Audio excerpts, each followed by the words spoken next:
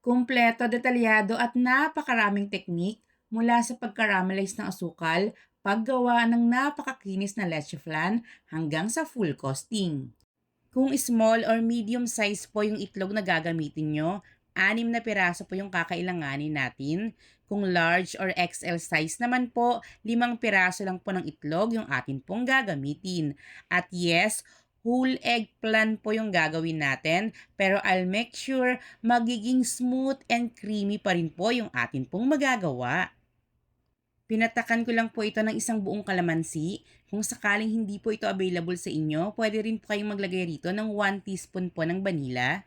Madalas ko na po itong sinasabi na ang leche plan recipe po ay napakadali lang pong gawin. Simple lang din po yung mga sangkap. Kailangan nyo lang po talaga ng pasensya sa paggawa nito dahil hindi po talaga ito pwedeng madaliin.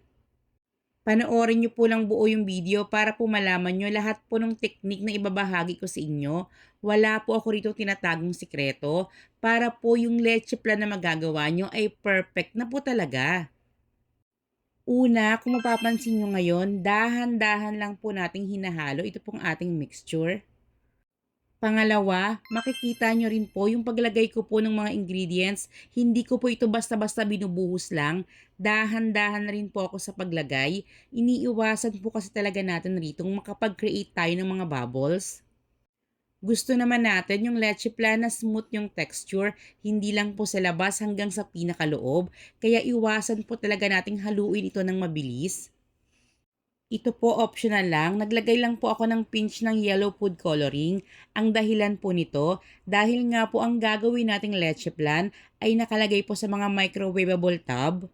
Yung pinaka-caramelized sugar natin ay nasa bandang ilalim po.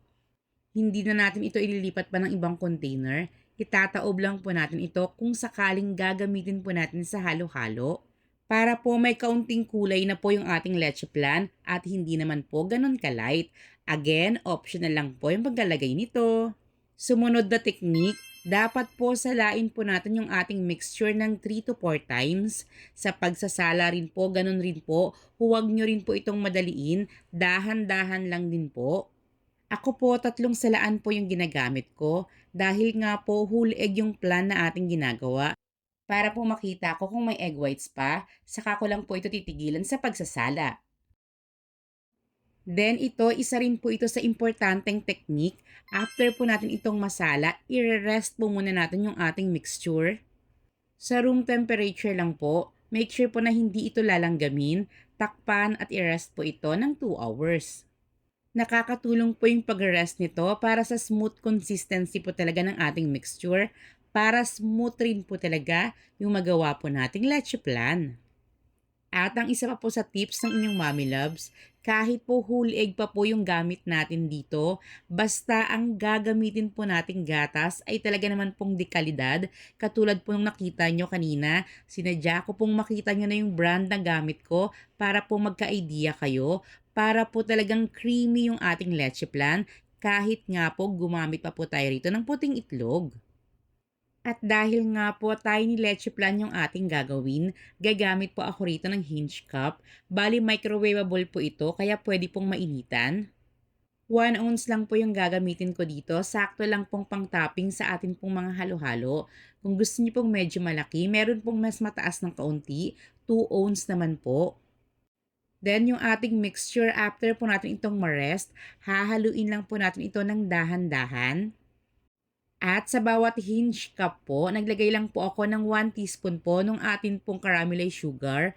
Don't worry, mamaya po makikita nyo po kung paano po gawin itong ating caramelized sugar. Iwas paso, hindi makalat. Napakarami ko rin pong teknik na ibibigay po sa inyo. At ang kagandahan pa dyan, pwede po natin itong i-stack sa ating fridge para anytime po tayong gumawa ng leche plan, ready to use na po. Puwede rin po bang malaman ng inyong mommy loves kung saang lugar po kayo nanonood itong ating video ngayon? Para naman po malaman ko kung hanggang saan ang inaabot nitong ating tiny leche plan recipe. Then halos 3/4 po ng 1/4 cup ang bawat mixture po ng leche plan na aking pong nailagay.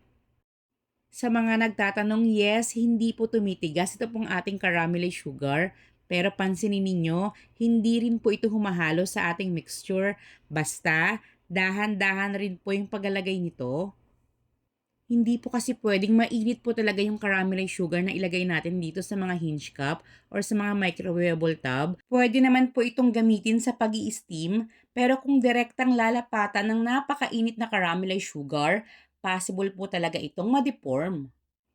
May sariling takip na po yung ating hinge cup kaya maliles na po yung paggamit ng aluminum foil. Hindi na po natin dito kakailanganin pa. Sa tig 1 ounce po, makakagawa po tayo rito ng 45 pieces sa atin pong mixture. Dito po ipapakita ko rin sa inyo, nagagamit po ako ng medyo mas malaking hinge cup naman po. 4 ounce naman po ito pang single serving. Same lang din po yung proseso, may additional lang po tayo sa oras po ng ating pagluluto dahil mas malaki at mas makapal po ito. Iwasan lang po nating magalaw or makalog po ito pong ating leche plan kung sakaling hindi pa po ito naluluto dahil hindi nga po matigas yung ating caramelized sugar sa ilalim. Doon po kapag talagang inalog nyo ito, possible po talaga itong maghalo. Yang 2 pirasong medyo malaki po, yan po yung sinasabi ko sa inyong naglagay rin po ako sa 4 ounce. Then, i-steam po muna natin ito ng 30 minutes. Mag-add na lang po ng time kung sakaling hilaw pa po talaga. Magkakaiba po kasi yung kalan natin. So, possible na magkakaiba po yung lakas nito. Mas safe po na after 30 minutes, is-check nyo po. Kung sakali talaga naman pong hilaw na hilaw pa, add po ng 10 minutes. Then, same po yung procedure hanggang sa tuluyan po maluto. Ito pong ating leche plan. Dapat po ang pinaka-outcome natin, jiggly pa po yung ating leche plan pero buo na. After nga po pala natin itong ma-steam, hindi na po kasi naipakita pa sa video, mapapansin ninyo na nag-moist po yung pinakatakip po ng ating hinge cup. Ang gawin nyo lang po, buksan nyo po ito, punasan po yung loob ng pinakatakip, then hayaan pong lumamig. Kapag lumamig na, pwede na po ulit itong takpan at ilagay po sa fridge. Dito po sa ating 4 ounce, nagdagdag lang po ako ng 10 minutes sa oras po ng pagluluto natin, dun po sa ating 1 ounce.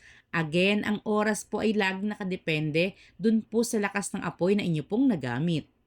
Para po madaling marilis yung atin pong leche plan, pwede niyo pong paikutan ito ng toothpick sa pinakagilid. At heto na nga po yung ating tiny leche plan. Tignan niyo naman po kung gaano katakam-takam itong ating nagawa. Pansinin niyo po yung kulay ng mga nasa hinge cup pa lang.